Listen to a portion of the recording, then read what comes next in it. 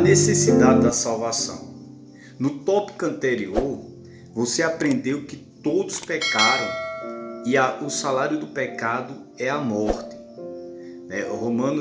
Nós podemos conferir em Romanos capítulo 8, capítulo 6, versículo 23. Deste modo, todos necessitam da salvação.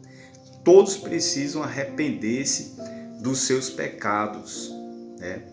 Todos precisam arrepender-se dos seus pecados, confessá-los a Deus e abandoná-los definitivamente, aceitando o dom gratuito de Deus. E qual é o dom gratuito de Deus? Justamente a misericórdia que Ele tem nos oferecido. Primeiro, a origem do pecado. Como o pecado entrou no mundo? Como que o pecado entrou no mundo? Como isso aconteceu? Em Gênesis capítulo 1, versículo 26 e 27, lemos que Deus criou o homem à sua imagem e semelhança, e os colocou no jardim do Éden para lavrar e guardar. Disse que de todo o fruto eles podiam comer, porém daquela árvore do conhecimento do bem e do mal, o homem, o Senhor ordenou e lhe proibiu que provasse, pois no dia em que comesse certamente morreria. Tratava-se apenas de uma prova de obediência, e Adão devia ser fiel ao Criador, feito à imagem e semelhança de Deus. Ele devia ser fiel ao Criador, feito à imagem e semelhança de Deus. O homem possuía o livre-arbítrio e estava capacitado a discernir o bem e o mal, o certo e o errado. Não era um robô, Deus não nos fez robô, Ele podia escolher.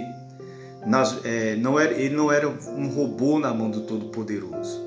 A obediência incondicional foi exigida unicamente imposta, Foi imposta à criatura humana. Enquanto obedecesse, viveria. Todavia, apesar de usufruir das delícias do Éden e conviver em perfeita harmonia com o Criador, o homem tentado pecou e foi destituído da glória de Deus. Foi destituído da glória de Deus com que fora criado, perdendo assim a comunhão com Deus, como apresenta, como a representante da raça humana. Ele transmitiu a toda a sua descendência, estigma do pecado e a condenação da morte. A desobediência de Adão afetou toda a criação. A desobediência de Adão afetou toda a criação, a qual geme e chora sobre o peso da maldição. Gênesis capítulo 3, versículo 6, 17 ao 19, e Romanos capítulo 8, 22. Neles todos pecaram e por ele entrou a morte no mundo. A desobediência dele originou o pecado e condenou a morte a toda a sua geração. A herança do pecado. Esse é o segundo ponto aqui que nós vamos tratar. Você aprendeu que a salvação é obra redentora de Deus por meio do seu Filho Jesus Cristo, que livra o homem da condenação, eterna. Noutras palavras, a salvação é a vida eterna em Cristo Jesus, visto que só Ele pode salvar o homem da condenação da morte. Só quem pode salvar? Só Jesus pode salvar o homem da condenação da morte eterna, causada pelo pecado do primeiro homem, Adão. Leia o que a Bíblia diz: porque todos pecaram e destituídos estão da glória de Deus. Romanos capítulo 3, versículo 23. Pelo que, como por um homem entrou o pecado no mundo, e pelo pecado a morte. Pelo homem entrou o pecado no mundo e pelo pecado a morte. Assim também a morte passou a todos os homens, por isso que todos pecaram. Por isso que todos pecaram. Romanos capítulo 5, versículo 12. Esta é uma revelação terrível. A morte passou a todos os homens. Deste modo, o pecado foi a herança maldita deixada a todos os homens. O pecado, essa foi a herança maldita deixada a todos os homens. Nós herdamos essa maldição. Como escapar dessa condenação? Veja a importância da salvação. Veja a importância da salvação. Você estava morto em seus delitos e pecados, conforme Efésios capítulo 2, versículo 1 e 5, e Colossenses também, você pode estar conferindo, capítulo 2, versículo 3, e nada podia fazer para escapar do juízo de Deus. Porém, Deus em seu Filho o libertou da condenação da morte eterna. Leia o que Jesus afirma sobre isso em João capítulo 5, versículo 24, que você leia lá, para que você consiga entender. Na verdade vos digo que quem ouve as minhas palavras e crê naquele que me enviou tem a vida eterna, né? Tem a vida eterna e não entrará em condenação, mas passou da morte para a vida. Você agora não precisa temer ao juízo final, pois Jesus, mediante a sua morte na cruz do Calvário, condenou o pecado e concedeu a vida eterna a todos. Glória a Deus, que nele crê, né? Romanos capítulo 8, versículo 1. Portanto, agora nenhuma condenação há para os que estão em Cristo Jesus, que não andam segundo a carne, né, mas segundo o Espírito.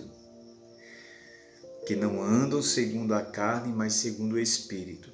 Cristo anulou por sua morte e ressurreição os efeitos do pecado, que a morte eterna, o alvo foi atingido, né? O alvo foi atingido. Terceiro ponto aqui que eu quero falar é sobre o efeito do pecado. O pecado afetou o homem na esfera física, mental, moral e espiritual. Leia Romanos capítulo 3, versículo 10, 18. Os efeitos são todos negativos. Toda causa tem a sua consequência. Considere os efeitos detalhadamente.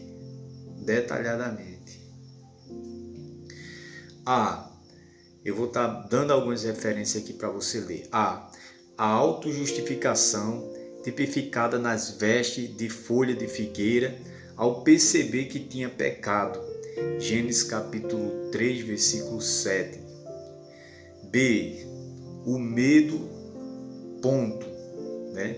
Gênesis capítulo 3, versículo 8 ao 10. Resista pela primeira vez que a criatura, ao ouvir a voz do Criador, sentiu medo e escondeu-se. Ele se escondeu. O medo entrou no coração do homem. C. A maldição sobre a terra e o trabalho com pesado e esforço físico e dores todos os dias da sua vida, para poder conseguir o sustento. Gênesis capítulo 3, versículo 17 e 18. D. A morte, o homem retornaria ao pó da terra, da qual havia sido formado. Gênesis capítulo 3, versículo 19. E a exposição do Éden, a expulsão do Éden, na verdade, para que não comesse da árvore da vida e vivesse eternamente no pecado. Gênesis capítulo 3, versículo 22 e 23. F. A violência e o homicídio, sendo Caim o primeiro assassino, pois matou seu irmão Abel. Gênesis capítulo 4, versículo 8. Desde então a violência tem sido constante e a criminalidade aumenta cada vez mais. G. A corrupção geral do gênero humano, a maldade do homem se multiplicou por toda a terra. Gênesis capítulo 6, versículos 5, 11 e 12. Não obstante o castigo de Deus pelo dilúvio, o homem não deixou de praticar a maldade. Agar, a enfermidade. Isaías capítulo 1, versículo 6 fala do estado lastimável do pecador.